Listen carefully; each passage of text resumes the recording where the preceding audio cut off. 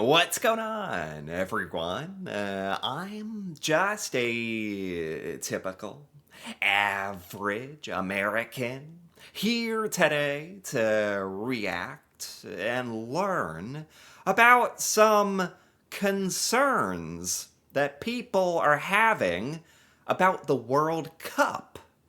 Specifically, since it's being hosted here in the United States, which is, pretty cool for us, I think. But apparently, they're already saying that the United States is gonna screw it all up, which is honestly, that's not fun to hear, as an American. And I mean, this is a matter of our national pride here, right?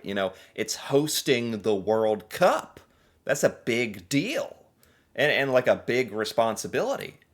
But, unfortunately, I have to admit, it is happening during a pretty rough time for the United States. That's true. So, today I really want to check out this video here by ITV News and learn about why people are so worried about the World Cup being in the United States.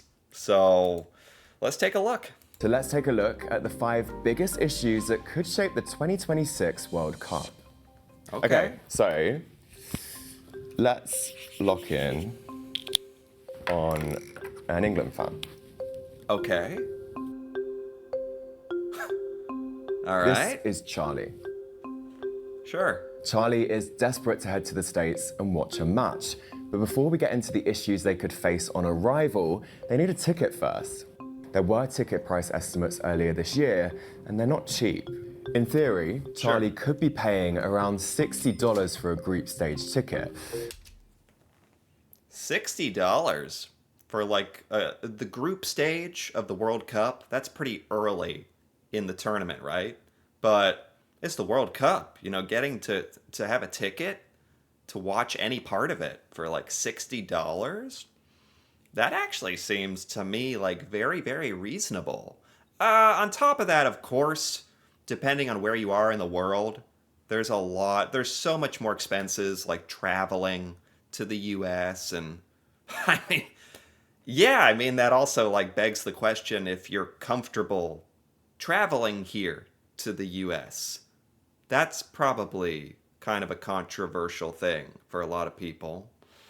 And then you gotta like buy a hotel and work out all the logistics. But I'm actually surprised $60 could here in the U.S. a lot of sporting events like whether it's like American football or even tennis or golf or basketball or it's gonna be like hundreds of dollars. So I'm actually surprised. This seems kind of cheap, but that's like for the group stage. But if Charlie wants to get to the final, the most expensive are fetching around $6,000.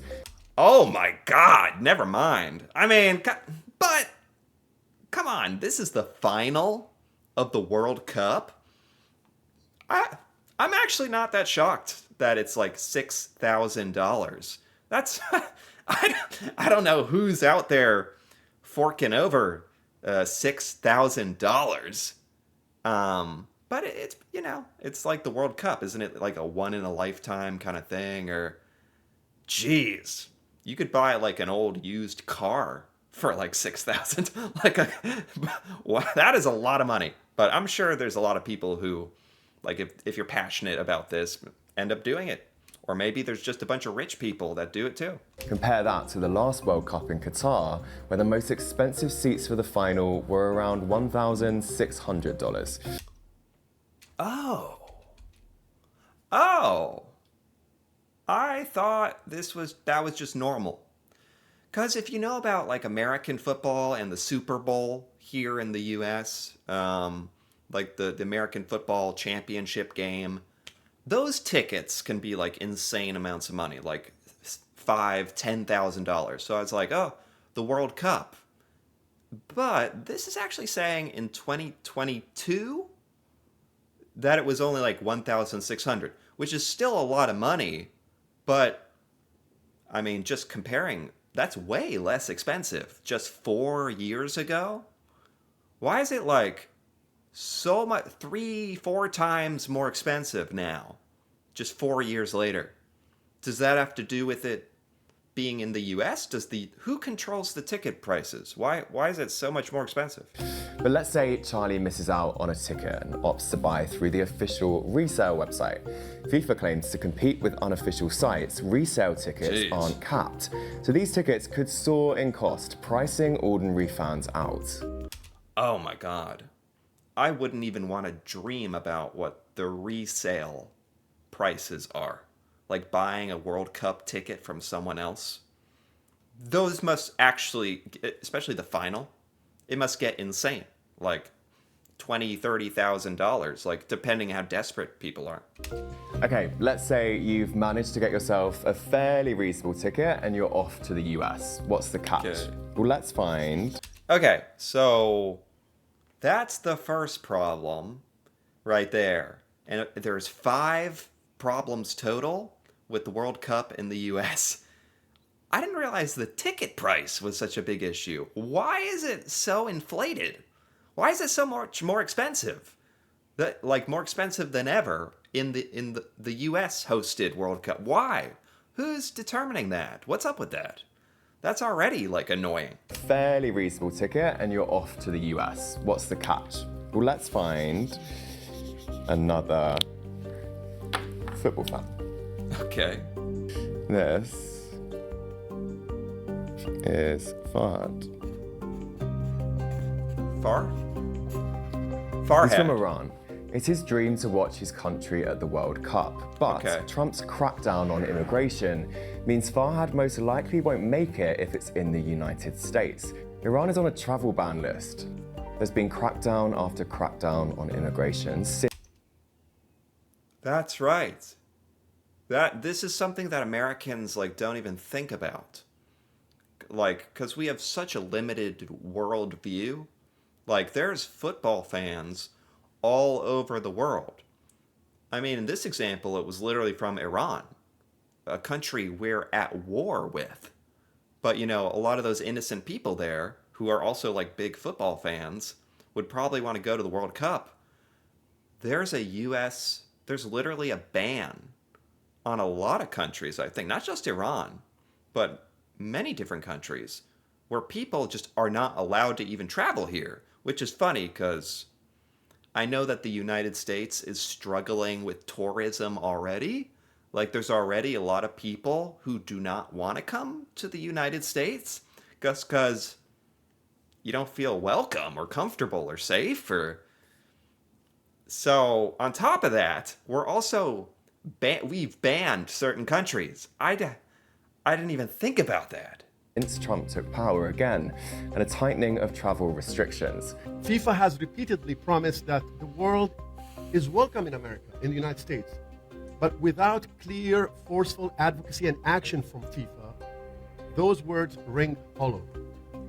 FIFA must use its influence to call on the US government to uphold human rights, end discriminatory travel bans, and stop immigration enforcement actions that target communities where matches will take place in particular. Because it's difficult for Americans to truly understand this stuff, how much this means to people. Football. Because football is not popular here in the United States. I'm going to be honest. And I know it's extremely popular in other parts of the world. People get extremely passionate about it. So it might be like a lifelong dream for some random person from Iran or somewhere if their football team has made it to the World Cup. It might be their dream to go there and see it live, and because it's the United States, even though this person is just innocent, because we happen to be in this military conflict, there's just a bunch of innocent people who can't even get around the travel ban. Well, that must be so annoying, infuriating for a lot of people. A lot of people are just innocent, like just football fans, who are banned from seeing their own country participate. and I know how much this means to people. Earlier this year, Trump enforced a travel ban on 12 countries and restricted travel to the States on 7 others. Okay. Yeah, I remember hearing about this like once or twice. I didn't think too much about it. You know, like most Americans, like we hear stuff like this and it's just like, okay, people can't travel here from Afghanistan and Chad and Haiti and Libya and Somalia and Sudan and Yemen. Why? This is the first time I'm actually sitting down and being like, I understand, I guess, Iran, because unfortunately, we are literally at war. And that's just kind of how it goes, logistically. But what's up with all these other places? And then travel restricted from like Cuba? Why? I don't even understand. Now, the Trump administration have announced a FIFA pass so that ticket holders can jump the line for visa interviews, but still, it's not certain. Your ticket is not a visa. It doesn't guarantee admission to the U.S. It guarantees you an expedited appointment. You're still going to go through the same vetting. We're going to do the same vetting as anybody else would get. The only difference here is we're moving them up in the queue. I mean, it doesn't seem like the warmest welcome, does it? But I guess the U.S. government is doing something, a little bit, to try to get people an opportunity to get a visa and travel here legally and even get around the bans and stuff. I guess, are people successfully doing that? I wonder. At least there's a pathway, I guess. So how tricky could this get? So there are some instructions on the Department of State website, but as yet there is no actual FIFA pass appointment system. This will not in any way guarantee that the individuals are getting visas, just to be very clear. If they're subject to the travel ban, they're still going to be subject to the travel ban. If they are not eligible for a visa for whatever reason, this isn't going to change it, but it will get them an appointment earlier than what may be available. This doesn't sound convincing at all. This does not sound the least bit convincing. It sounds like, has anybody successfully even done this? Like, I don't know. He did say when the first travel ban came out that they might add additional countries, so it is possible that more countries will be added. But there's another issue you may.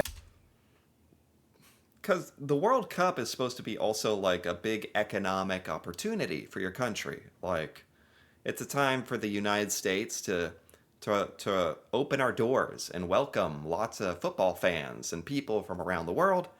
And also we could generate a lot of, selfishly, we could make a lot of money from people traveling here and vacationing here and getting hotels and buying food and seeing the football. And it should be this like awesome honor and great time in American history.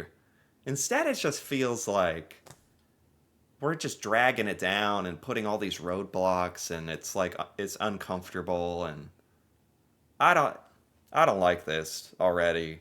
Like, this is so sad for the US already. Like, this is supposed to be like a really cool thing. May not have expected. How are you going to get everyone to the stadiums with the system the way it is? That's the reality for some host cities. Take Arlington, Texas. The venue is scheduled to host multiple matches, but Arlington is one of the largest US cities without a fixed public transport system, with the concern being both fans and locals will be met with traffic and delays. Oh my God. Of course. Yeah. Here in the... This is finally coming back to bite us, like, worse than it already is. Here in the United States, we don't really use public transportation. We use our cars. Some of our major cities have public transport of some sort, at least like buses or a subway, but it's not good. Public transportation is not good in most of the US. So when people travel here for the World Cup, how are they literally going to like get from the hotel to the stadium? Like, I can't believe that's a problem. That should not be a problem that we're having. That's embarrassing. And in Philadelphia, their transportation authority are facing major cuts, which could see almost a 45% cut in services and a 9 p.m. rail curfew. Philly is expected to host 6 matches. Overall, 6.5 million people are expected to attend the World Cup. But can the infrastructure keep up? During the process of selecting host countries for the Men's World Cup, FIFA considered the infrastructure during the bidding process, but that hasn't stopped concern. On the whole, Oh my God. Absolutely, this is a concern. The United States is not known for our public transportation systems at all. So, I mean, I guess you could Uber. Like, there's got to be ways. Like, please don't tell me this is what is going to ruin the World Cup here. Like, that's so sad. I think we're relatively prepared in some of the major cities. I give us sort of a, B- if you were to give it a grade. I think there are definitely going to be some hiccups for sure, and people disappointed by the transportation systems. And frankly, it's just, it's due to decades of underinvestment in our public transport. Yeah, like, here, we, the people here, complain about this. Let alone people from other parts of the world. You're going to think that our transportation sucks. And what about if the host cities in the US change entirely? It's still possible. There's a political twist that could disrupt these matches completely. And it leads us back to Trump. Although FIFA are responsible for selecting the host cities, the president has threatened to move some of the matches, citing specifically cities run by Democrats. This is a nightmare. I'm starting to understand. I thought this would be like pretty straightforward. Like, it's not easy, but lots of places before us have successfully hosted the World Cup. And here in the US, we like to think that we can rise to the occasion, spend some money, build the infrastructure, host a bunch of football matches, and it'll be great. Unfortunately, it's all happening during Donald Trump's second presidency. What a nightmare this is. Oh, I didn't realize. Because now he's turning this into a political thing. Football is not supposed to be political, I don't think. Like, I'm sure there's rivalries and like tension between countries, but about the sports,